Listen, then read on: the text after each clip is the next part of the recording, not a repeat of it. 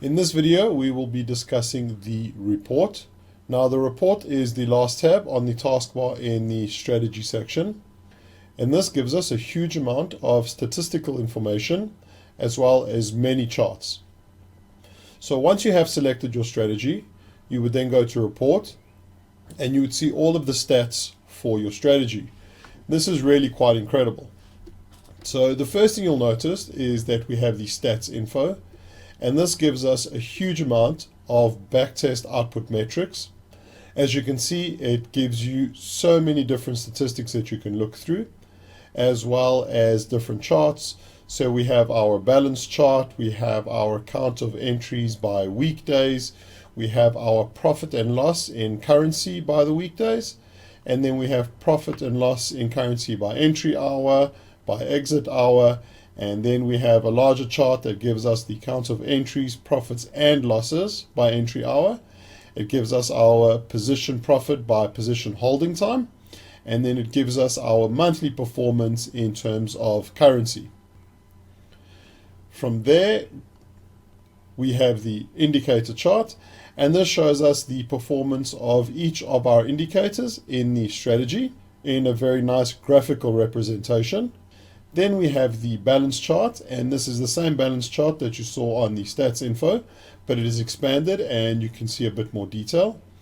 Below that, we have our long balance and our short balance by market. Below that, we have our drawdown in percentages. Below that, the drawdown in currency terms, and below that, the stagnation in days. Finally, we have the journal, and this gives us a full breakdown of each of our trades, when it opened, the type of position that it opened, the amount, the price that it opened at, the stop loss and take profit, then the profit on the trade, and finally our balance after the trade has completed. And this would be the trades that have opened and closed on the full amount of the historical data that we have loaded.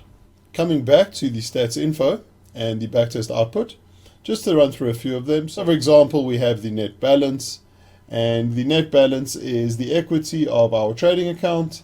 In other words, it is the current amount in our trading account in the currency that we have selected. Another one that we could look at would be the max drawdown. Now the max drawdown shows us the percentage of our trading account that dropped after having a losing streak. Basically, it's the difference between the peak and the trough.